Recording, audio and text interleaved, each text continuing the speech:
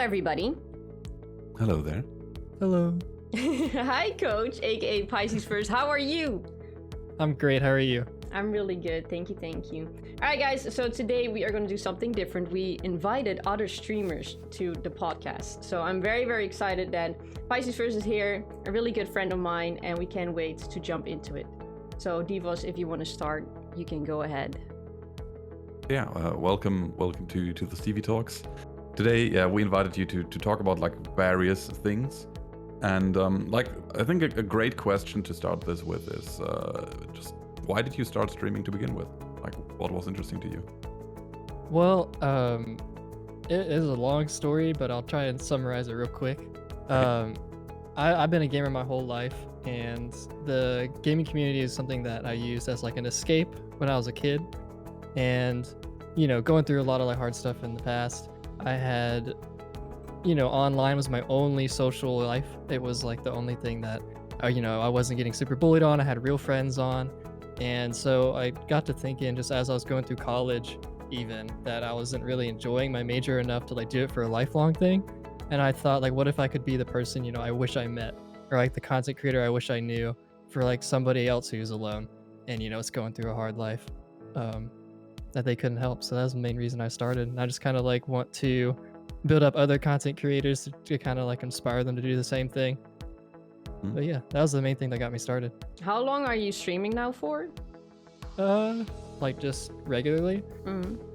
A little over a year and a half. Year and a half now already. All right. So, which game did you start with streaming? Like, what was the first game ever? Like ever? Or ever, just ever. I think Sea of Thieves or Fortnite. I don't remember. It was like Okay. 5 years ago. Yeah. And then you switched to a different game, didn't you? Yes. Which You know, game was actually, that? it may have actually been Dead by Daylight, because I think it was Dead by Daylight first. Oh, really? Yeah, it was. It had to have been. Okay, so then eventually you started streaming Dead by Daylight. Yeah, that was the one I started streaming regularly a long time ago. And then, but that's not the only thing you do with streaming. You also are a coach, right? Yes, I coach. Yeah, Dead by Daylight. you coach Dead by Daylight. You streamed Dead by Daylight, but a lot of people that always came to your stream also wanted to be coached by you because they saw your gameplay and everything, right? Yeah. All right. So, are you still streaming Dead by Daylight? I am not. What is the reason? Is a very massive pile of reasons. I had started it on its second day of beta, and so I've seen the games at its worst and stuff, but a lot of like little things where, you know, my save data got deleted, to just watching the game that when I picked it up, it had massive potential. And I think where the game is now, it is a third of what it should have been 4 years ago. So Okay. it is just like, there's so much of the game that I feel like it could have been so much better. And then just kind of the same stuff that ruined every match for me, like just fundamental mechanics of the game that they're so deep in the game they're not ever going to be gone. Kind of just got to the point to where all the good things you can do in Dead by Daylight I've done and kind of like ironed out, and then it stopped being enjoyable, essentially. So, but you streamed it for a while, didn't you? Yeah, for a little over a year. A little over a year, but you got Very really, regularly. yeah, you got really popular with it though, right? Relatively. Because at I one don't know point, about really. I think you were. In my opinion, you did really well. You were also in videos on YouTube from different streamers. On TikTok, you were doing really well. Yeah. And you quit. Yeah. Can you try to explain to us why you did that? Like, it got to you, you said, and everything like that, but you were growing, you were doing well. So the thing with Dead by Daylight is, to me, it is a very easy game to make content on, because it's a very content game. I mean, it's its own type. It's the only one of its type that is doing any real like success. I mean, we have VHS coming out, but in terms of just the average player being able to look at it and watch it, even if they have no idea what the game is like, it is very much the best of its kind for that. And in terms of why I stopped, it was just like a high stress game. Yeah. This you have to force fun in Dead by Daylight, and that's the part that is hard for me. Because by design, with the camp, tunnel, slug, gen rush, overpowered this and that perk, add-on, character, bad maps, design, RNG, after 4,000 hours of all the little fun stuff that you have to spend a very long time making happen, which isn't ever the optimal play if you like interactive gameplay usually.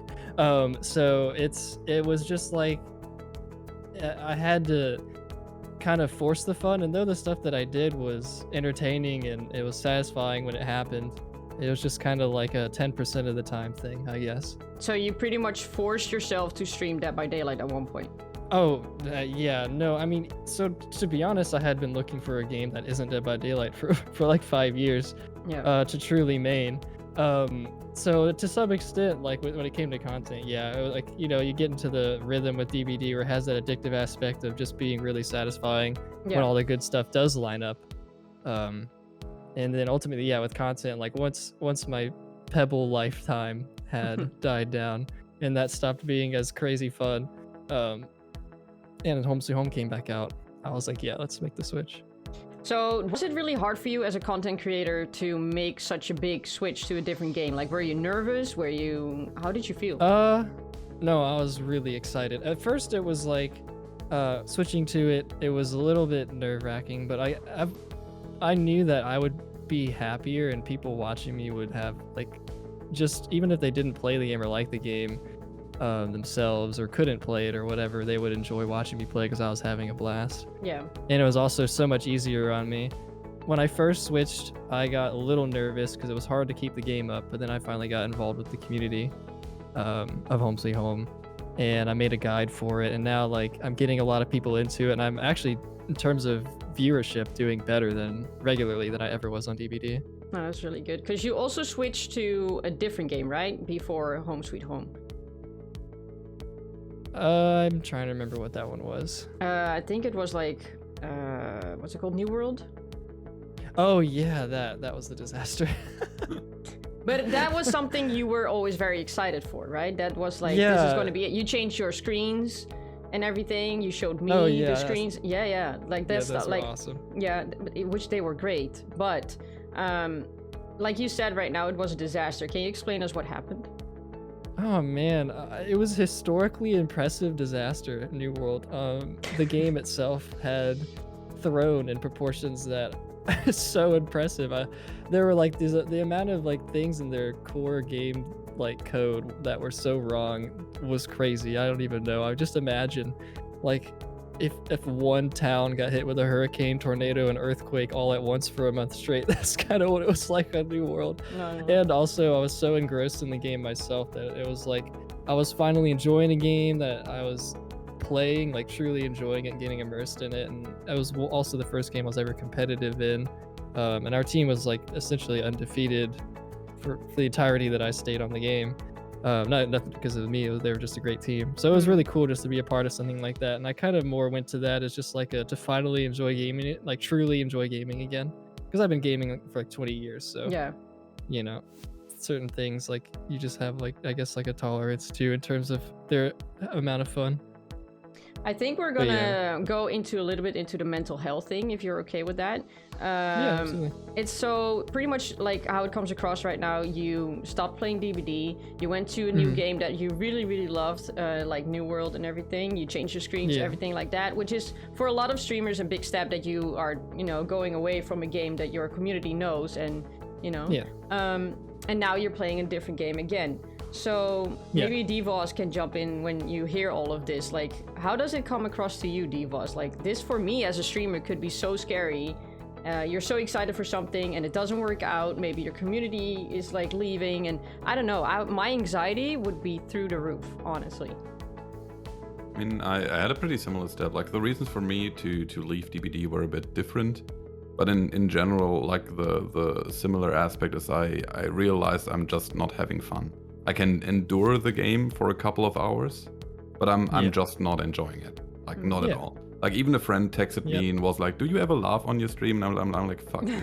If other people notice that, then I'm literally not having fun. I should probably make a switch. Yeah. And then I entirely switched over to Hunt Showdown, and all of a sudden, like I felt how it is just very different to do something that you actually enjoy again. Like I always liked the part with like talking to people, having full interaction, like having great discussions. That part like didn't really change that much. But everything else, because after all, you can't have like a full-fledged discussion for 6 hours every day. That's just a bit much. So, but did it give you any anxiety and like stress or? Massively. Like I struggled at least 2 months with the decision to make the switch at all. Wow. Did you have that too, Coach? Yes. So this is every time I felt like I was forced into DBD because of the video that Spooky made on the coaching. It was definitely the easy, safe route. Yeah. To take with the fact that I had a reputation in the community. And so, yeah, anytime switching, it's like I have to rely entirely on myself for that. And, it comes down to how I interact with the community and how I plan to make my own content in a way that, people, especially since the game doesn't really have its own following, I'm trying to also bring people into the game because it's so fun. Just like seriously the most underrated game that I've seen in forever.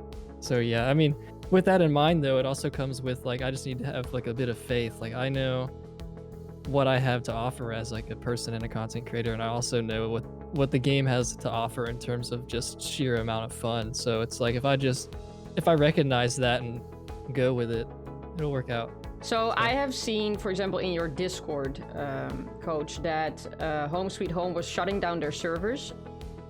Yes, that was sad. But it is sad. It is sad. But how do you deal as a content creator, but also as a person, so online, offline, that, because right now what I'm hearing in your journey in streaming, it has not always been easy. No. So how do you deal with that? Online, but also offline, that you have like another, I don't know, maybe like a setback or something that is happening that really makes you frustrated or upset. Like can you explain or maybe give advice to people that are watching this or listening to this that are dealing with this as well? How do you deal with that? Well, I mean, initially I was so livid because it was like the game is for the first time in months, it's picking up, and I was like, oh, now they're shutting down the servers. But the team's based in Asia and all that, so it's hard for them to manage it while they're still in the early access. But they also announced that when it's releasing, so that's nice. I didn't even know the game was releasing this year. But in terms of how to deal with it, I don't know. It's again like more along knowing what you have to offer, and then I think if you build your brand not entirely on the game but on yourself, and try and emphasize that in your content, then it's not as worrisome to make game switches. So for example, like I make it a point to regularly, like I'll be very genuine and open about my life or my thoughts, as well as like have real talk on stream about anything. It doesn't matter to me. Just kind of like making it a personal interaction thing and just kind of adding my personality to whatever I do. So no matter what I switch to or what I have to do as an intermission between games, or I'm not too worried about it. I just have confidence in your knowledge and where you're at as a person, as a content creator, and know what your strengths are in those fields, and just play off that no matter where you're going, and just get your people to follow you. And of course there are people that will like the game specifically or like you on the game, but at the same time, like if they followed you through it had to be something to do with you. And so even if you switch to a different game, like maybe randomly they check you out later and they're like, oh, I remember why I was here, shoot, I'm gonna hang out again. I don't know, there's always. But were you never afraid that your community would just like leave or something? I knew I had a lot of people that only watch me for DBD, and then I also know that anyone who hasn't invested in me yet by hanging out or whatever through like some of my DBD streams would probably just leave if they only were there to watch the coach / Pebble gamer do DBD things. But I was worried, but I also I'm also like confident in what I have to offer as like a content creator, I guess. It shows, or like it sounds to me, you're very strong.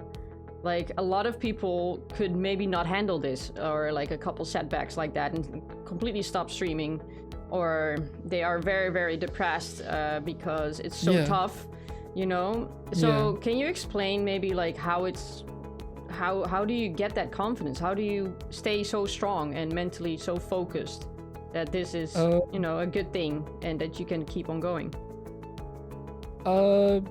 Because when I come to think of any other job or anything that I would or could do, I know that I would not be anywhere near as happy doing it. Yeah. I also know that this is what I'm supposed to be doing. This is the impact, like this is where I need to be in life. Like I know this is what I want to do, and this makes me extremely happy. And I know I also have support from like my lady, and she's been amazing. She's always helped me a lot every day, honestly. And so it's really nice. Like I just having people, and then like the people I've met like you through it, it's like I just know a lot of great people. I don't know. I know having a lot of great people in life makes you feel better in general, just because you have like a good support, even if they can't do anything. Just like you could, it's just easier to value yourself and know your worth and your confidence if you're surrounded by so many great people who want to be around you. Yeah. It's like, well, then you know, you must be doing something right. So I don't know. It's that, and yeah, I don't know. I feel like, you know, I just do a lot of studying as well of like videos that I watch. Like when I watch timings of edits. I'll watch like what they keep in and what they don't keep in. Like even when I'm just chilling, I have a very analytical mind. So when it comes to like if I had to make videos for different things, I could. Because I had made Home Sweet Home TikToks, and one of them got over 100,000 views. Wow. So I mean, it's just like, and I never got like a third of that on DBD, so it was just weird. So it's like it's not the game necessarily that's holding me back, it's how I do with my content, or what I do with it, that I really need to focus on. Wow, that's Would you say that is something you learned with switching? Wait, what do you mean something I learned with switching? Like with switching the games, is that something like, is there some things you realized while doing so?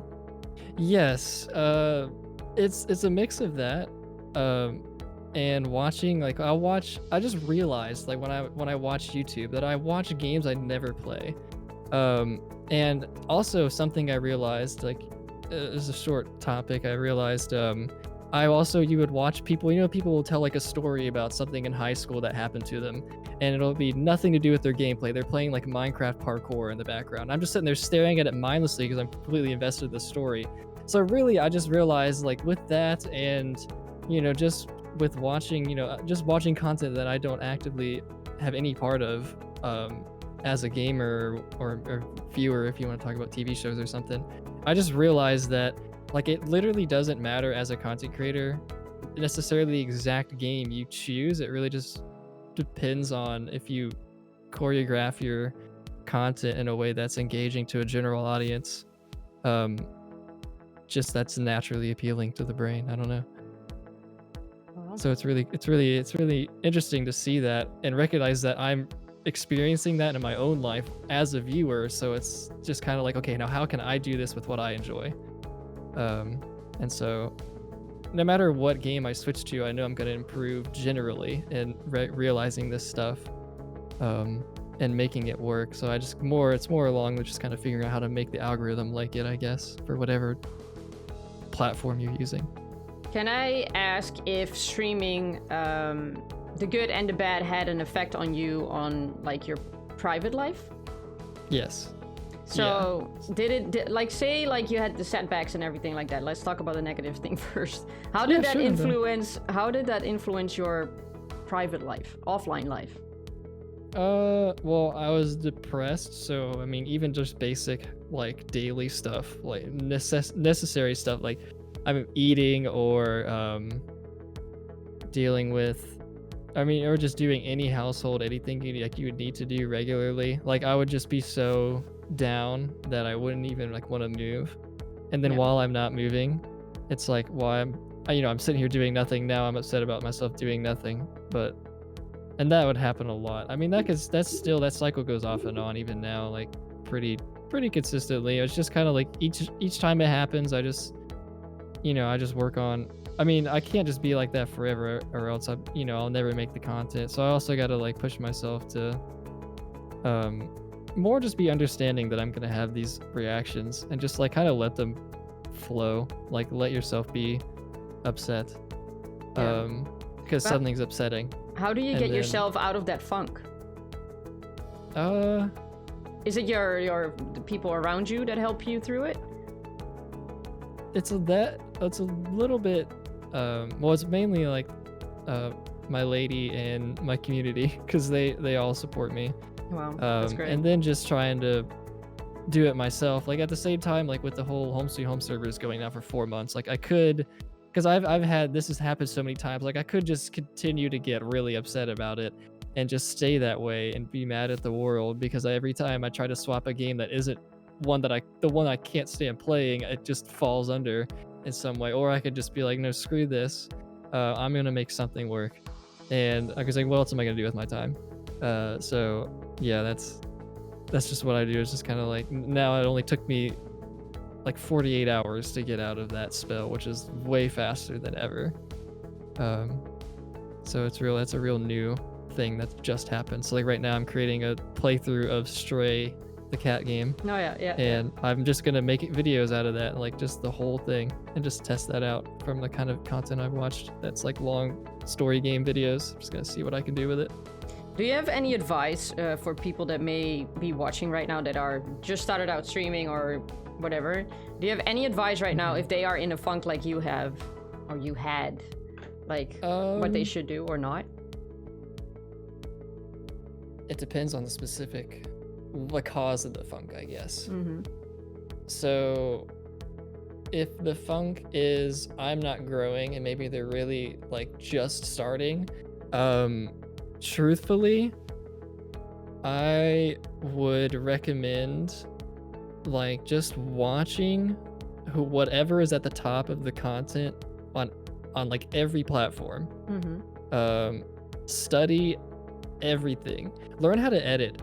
Actually, would be my main thing, because I think that streaming on Twitch is the worst way to grow of all.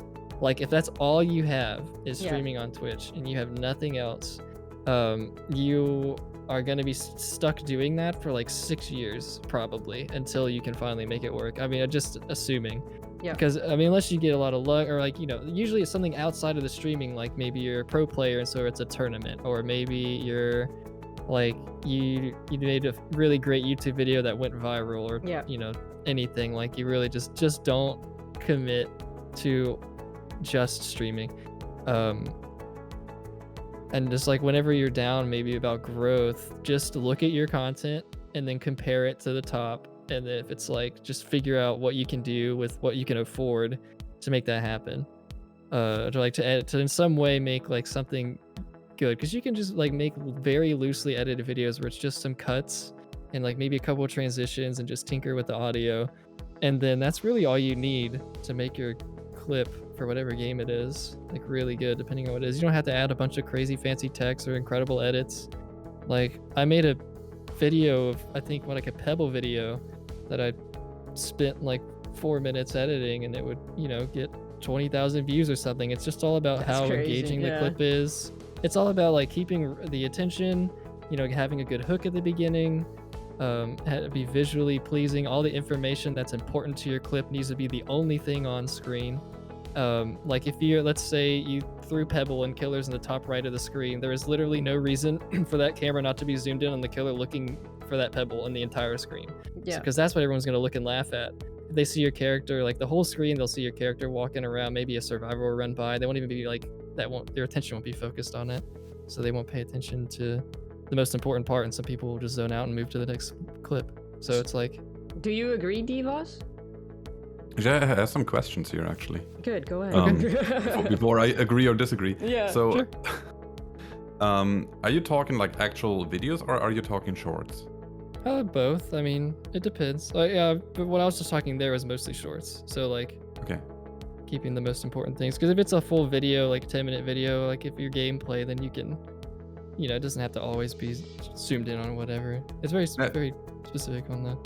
It's because Content. like with actual videos, I feel like it's a very different algorithm on YouTube Yeah, than the shorts one. yeah, I And- agree. Sometimes, at least in my experience, the shorts algorithm entirely ignores you. Like On no. what platform? YouTube. On YouTube, you mean? Oh, that's different. Yeah, I don't know YouTube Shorts. Okay. Like the So same you're doing with TikTok. I yeah, have the not same with dabbled TikTok. He does like really great on TikTok. The same with TikTok. Then I'm like, how is that possible, and how does it not happen to me? And a lot of people are saying like sometimes you just have to get lucky with one, and then they keep coming back, or it's like the hashtags you are using. Are you using this? Or are you using that? But what we all agree on, I think here, is that it's definitely a burst. It cannot only be one platform. You have to look as a streamer into multiple platforms to make your brand work. I think. Yeah. I think. All right, let's For thumbnails though, would you say like TikTok thumbnails matter? I mean, what I imagine with the TikTok thumbnail only shows up when you share it. Usually when someone shares something, they know the person, they love it so much, so like it doesn't matter to a large extent, I think all you really need is to put the point across. So if the video is like I just use Pebble because that's like the main thing I did. It's like if you throw a pebble, it could just be like making the killer chase a rock for 30 seconds as your title, and then all it has to do maybe be a frame of the dude in the middle of nowhere, and then there you go. It doesn't have to be, I don't think it has to be anything crazy. Just because most people view it by scrolling around kind of on their own, and it's very few people will click on the actual thumbnail. Like they usually it just shows up on their For You or something. Like they're not going to go to your profile or whatever. I don't know. I mean, I'm not sure. Do a lot of people search up the actual hashtag and look at the thumbnail, or does it like scroll through? I don't know. That part I sometimes did, but it was more to look and make, do research for my own TikToks and videos, but I never really. Yeah. No, it's more. I think For it You matters. and stuff. I think it matters way more on YouTube because when I look think at so. YouTube Shorts, when I see YouTube Shorts, like I actually look at their thumbnails before I click on them. Because sometimes they'll pop up as like a little section on the page where you're scrolling down, you'll see like 5 different things that you can see like that are parallel on the screen or whatever. Yeah, That one will probably matter a lot more. And I think especially for YouTube videos, I think the thumbnails still to this day, huge. matter. They still matter to this day. That's always been the most intimidating thing for me. Thumbnails. Funny enough. Yes, because it doesn't matter if you created the best video in existence, no one's going to know it's there if they never click on it. So it's like... I know. That's Spooky. So let's talk real quick about the positivity of streaming. How did streaming influence your life? Funny enough, it gave me a lot of confidence. There are just aspects of me that I used to dislike or whatever, or things that I didn't realize were like bonuses in who I was or something, until like as a content creator, a lot of people are like, oh, I love this about you or this and that. It's like, oh, that's cool. Oh, And so nice. like it lets Thank me you. kind of and then so it lets me kind of like look at myself. It's like, okay, this is how other people see me, how can I expand upon that, or just kind of like I don't know, that's one of them. The other is I mean, I love what I'm doing and it makes me really happy, so it's nice. It's satisfying to be my own boss and see things work out with it, and just like learn about myself, how I'm gonna react in like certain situations that are good or bad for me. And then if I'm my own business manager, then I have to like, okay, this is, if X is bad for business, like how do I get myself, if my mental matters, like, okay, I work on my mental because it's important. Yeah. And then like it's been great for my relationship as well, funny enough, because the lady I'm dating is not a gamer or anything, but she really supports me in what I'm doing, and so it's just been like something that she could support me on consistently, and so that's just always been nice. It's also been good because I think if I didn't take this career, I wouldn't be back in the same place with my family, which is also helping support me through this just in that way. And so like I've been able to be here at the house the whole time with my mom, who literally almost died through a sickness for like a year. And so now her life's like super changed, and she's like just the best I've ever seen her. I don't know. I mean, it's helped me a lot. It's just put me in the place on Earth that I need to be at, because I wouldn't have met the person that. So yeah, I'm gonna be getting engaged on the 28th. So yeah, because I'm proposing. So that's like it wouldn't happen if I didn't have things go wrong with trying to stream somewhere else, and me having to move back here and then eventually meet her.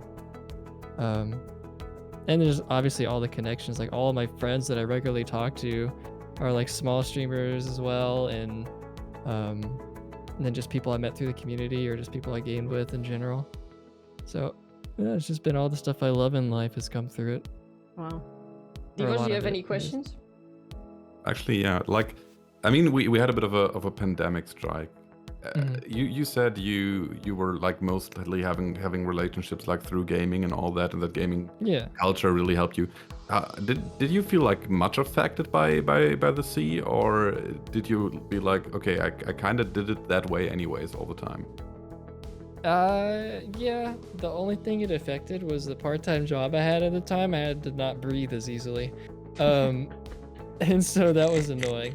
But I think a bunch of other little things too. Like if I did want to go out and do stuff and try and get out of the room a bit, with people I do know in real life, it was more annoying or just couldn't happen. But it wasn't anything crazy. It kind of helped me strengthen relationships that are online, and it wasn't too bad. I mean, just being cooped up in here forcefully is so much different than by choice. So yeah.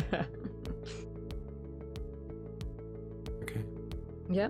Okay, Kochi, then I have the biggest one for you as a question. Alrighty. Are you ready? Yes, you're the What best. is the biggest thing you have learned till now with streaming? Oh.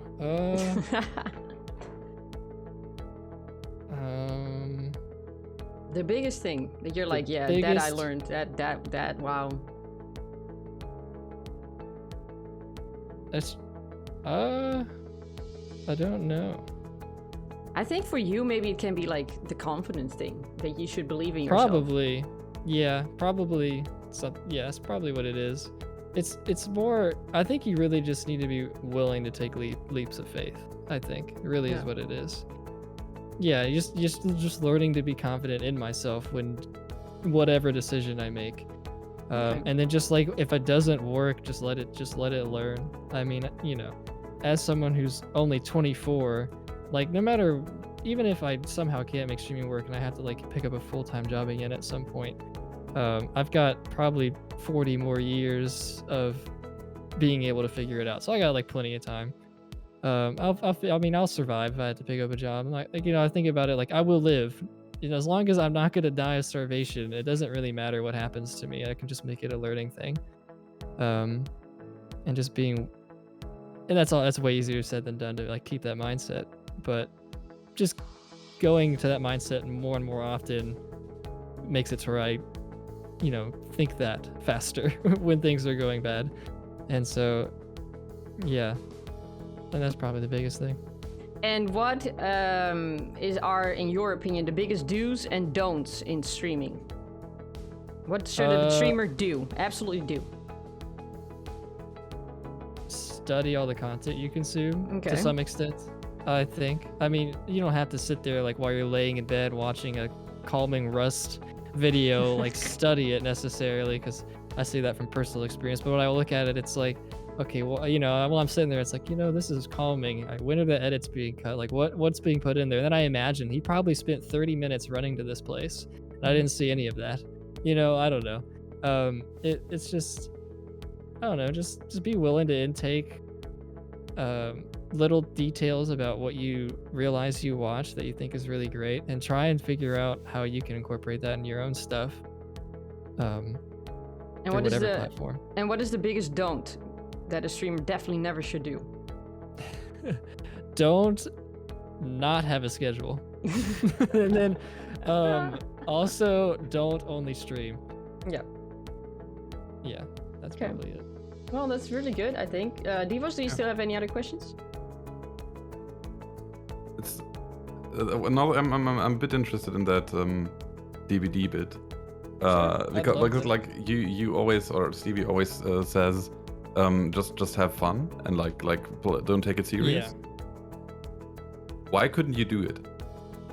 So for me, my enjoyment in gaming is mostly I like to be in a situation that feels like fair when I'm gaming. So let's think of like I like competitive games. So like if it's a chill game, that's usually my chill games are not player versus player. Or my party games, they're more designed full party. So, if I were to play Mario Party, I would just not care about the result because it's Mario Party. And we're just laughing at all the craziness. But DBD has plenty of a competitive aspect to where if I'm getting on and there's all of these massively glaring, just crazy balance problems, and I lose to something I can't control, and then I have to spend essentially, 80-90% of the match holding one button down or not holding any buttons down, and then I go into the lobby to wait for 6 minutes to do it again. It just, for me, I like, and when it comes to games like that are competitive, I like to be able to have like a competitive experience. I don't know how to explain it, like a balanced experience that, it was like each player made their decision. It was the players involved 90% plus of like what the outcome was. And with DBD, there's so much that is not player controlled that heavily changes the weight of the match. I don't know. When it comes to a game like that, it just doesn't suit what I want to make it fun. I don't really know how to explain this. Like, I can't just go in and like go for a crazy play and have that happen and then like throw the entire match, and then that was the only thing I did for like maybe a minute of the match, and then basically wait 15 minutes to do it again. I don't know. That's really what it is. Do you and think those it's moments are super fun when you first do them, but when you want to make things work that are also fun, like if I want to go for a triple head-on stun, like that's super interactive, and the killer can counterplay all that. So like I would even argue for a killer it's interactive. Like I love going against head-on squads. I think they're hilarious. I can just sit back and let them kind of semi-throw and also like just do funny stuff. But that's not like stuff like that's fun like that is not the optimal way to play. Like you had to have 3 people sitting doing nothing for that to happen. I think for both of you, you are very you have that winning mentality, in my opinion. Like you kind of have to win, you have to have a good game and stuff like that. And for me, that's completely different, I mean, I like to win, and I can if I want to, because I participated in a tourney, for example, and I needed to win, I wanted to win. But when I'm gaming myself, I really don't care, it sometimes gets to you, and I think that's what's happening with DBD with you guys. It gets to you. Like, it literally makes you triggered or like anxious or whatever. I think that's what's happening. Yes, it's because I see so many ways that this could be made more interactive and like balanced and still keep the amount of fun, even if I didn't win. Like I actually, like if I get outplayed, I am like, yes, I got outplayed. I can learn from this. I'm happy. And it's like, I'm fine losing a lot. Like I could lose a lot more than I win if it was like I made the problem, or it was like I can fix it, or they were better than me. That to me, that's like honorable. I'll take that. But when it's like losing because they're like, if I load in as a killer that's not anti-loop and there's a shack connected to a jungle gym in the most unholy way, and there's a 3-gen over there that is basically connected to an infinite, I immediately lose. And so like anything I do in that match has no value because I'm not going to be able to do anything. So it's like, oh, I could tunnel this guy, and then they'll get all the gates powered and they'll run out. Like, what was fun about that? And so that's really what it is, like stuff like that. So do you feel the same, Deevoz? Absolutely. Yeah. It's mostly like it's actually the curse of having a very competitive brain, in the combination with maining a game that is has like a large amount of RNG deciding the outcome of the game. And like if you don't have any control about the game, you will get very frustrated. If your game, like if your mind is not only about playing to win, it's about trying to be the best. Yeah. And if you can't get better if the game is limiting you by RNG. Yeah. Mhm. Yep. I'm with Then that you have to 100%. rely on others making mistakes, and that's even less satisfying. Yeah, Because if yeah. they make mistakes, you think, oh yeah, they're just bad. It's not me, Yep. it's just them being shit. Yeah. Yep, precisely. All right. Yeah. Do you have anything else as a question? I think that was mostly it. Okay. Coach, is there anything you want to say or still want to say when being on this podcast about streaming or anything like that at all? I don't know. I mean, personally, I just want to encourage people to be community driven and not necessarily results driven. Mm-hmm. Because at the end of the day, even for the sake of logically for your content, the thing that makes your content sorry, someone came in the room. The thing that makes your content impactful and enjoyable and gets more people watching it is if it is impactful or if you're like actually involved in the community. I don't know. I feel like it's easy to make just content that isn't personal, but I just encourage people to be personal with their content, really. Because then when you do things like switching games, it's not going to hurt as much and you can just do more of what you enjoy. Because, you know, people like pros, if they play pro game and they make best plays on this game that they're pro at, and they could never really swap off it if they don't make a connection with their audience outside that. So that's probably what I'd say. Just make a connection with your audience. Do you also enjoy the people you're with? Do you also think that, do you agree with people not sharing anything from their private life on stream and stuff like that? Yeah, they can do that. I mean, you don't mind, or do you can. think they? Because I've seen, like, we have had discussion, obviously, Deevoz and I before, that a lot of people see that as fake, or that people are putting up an image because they don't want to talk about their mental health or what's going on in their private life and stuff. Do you agree with that? I guess it just depends on the topic. I mean, you know, I'm more in favor of being transparent because, but it's hard to be vulnerable online for some people. I think it's the worst thing ever. I guess there's a difference between being vulnerable and then just, you know, just being a bit more real. True. I don't know. I feel like, I guess it's really dependent on what the topic is. I also really think it depends on the community that you have, why they are watching you. I think with you and I think all of us really, we have in a community that really cares, and it's because we were open and honest about certain things and we made that connection with them, I think. Another question that I have for you, did you receive any hate ever? Yes, but only very recently because Oh, really? Because there's a couple things, but the main one that crosses my mind and why I laugh is just because of because I made TikToks that were against DBD and for Home Sweet Home. Yeah. Okay. It was 80% of the comments. Really? Probably. Yeah. But to be fair, also the fact that I intentionally tried to delve into a little bit of salt farming, only because I knew it would make the algorithm go crazy because everyone would be commenting. And then I deleted the videos later because I was like, yeah, I mean, the ones that like got 100,000 views or whatever, it's like, yeah, they got a lot, but if this paints a bad light on the game, then like it shouldn't be up. So Really? Wow, I that got is rid of it. insane. Yeah, so it was, I would have like, I think I had like 600 comments. I'm sure like 500 of that was just some sort of like, this game's trash, or you're a terrible, like, yeah, you just suck at DBD. I was like, oh, that's why people pay me to coach them, of course. And so it's just like, oh yeah, That's I have. crazy. But it was kind of just more, this is like a good lesson learner for me. It's like, I know that, you know, if you become big in your content, no matter how wholesome it is, like there are gonna be people who say that. So it's like, it was kind of like fine for me. It's like, oh, this is nice, so I'll learn from this. And then I looked at my video and I was like, how could I make it to where like even people who aren't just innately mean won't put a mean comment in there. And so like it was like, yeah, like the way I said this was probably like not okay. So I just learned from that too. So that is very interesting to me to hear, and it's just a learning curve for me as well. Like everything that happened to you that was either really bad or like hate comments or whatever, you turn it into something positive. You're turning it into like a strength for yourself to make your content actually better. Yeah. Which I think is genius, honestly. Like I think that's brilliant. Because a lot of people, because a lot of people are like, down by it and stuff like that. And of course you had that too, but also you found that strength in yourself to keep going and to make that into something very powerful. So your, content creation can continue and be even better. And I think that's pretty huge.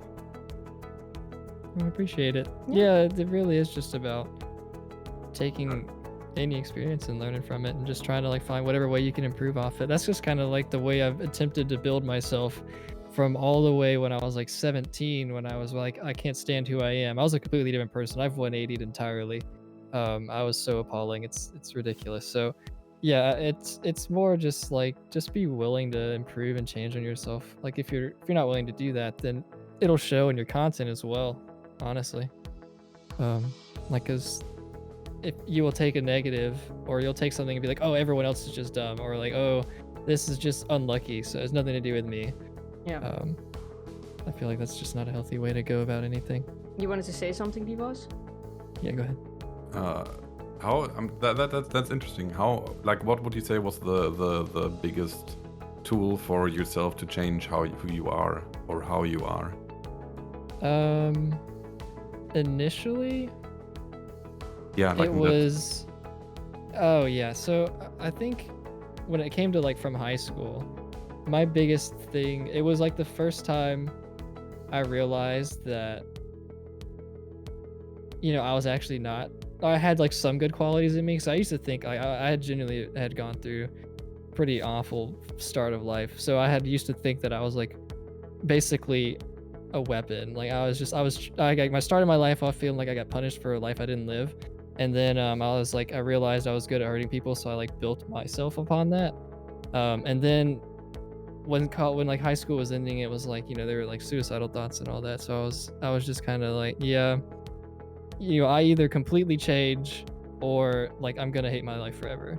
And so I just like, when I go to college, there's not gonna be any reputation that follows me or anything.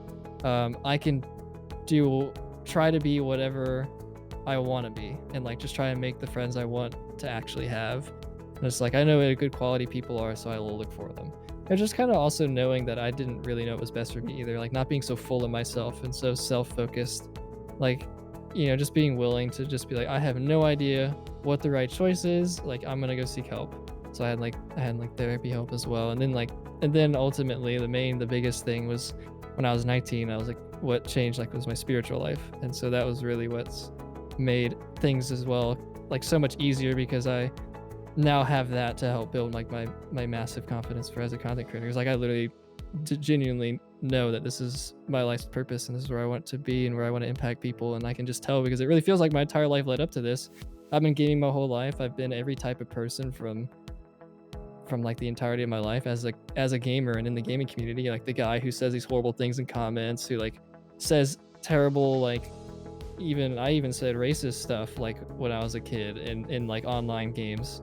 And so like just knowing that, if that was me in the past, and if here I am now, just literally the complete opposite of that, like people in that stage of life that I can interact with online in that moment are capable of change. And so treating everyone like an individual human being, no matter how hateful they are. That's why I see hate comments too. It's like that person's probably going through this in life. Yep. Like I was there, I said these kind of things. It's like, or from their perspective, like what does this look like, and what could they be going through? Like they just see this on their recommended. It doesn't hurt. I think it's very interesting that you just said that, because we had this discussion as well in previous episodes, is that the cancel culture, which you're probably very well aware of, especially on Twitter and on YouTube.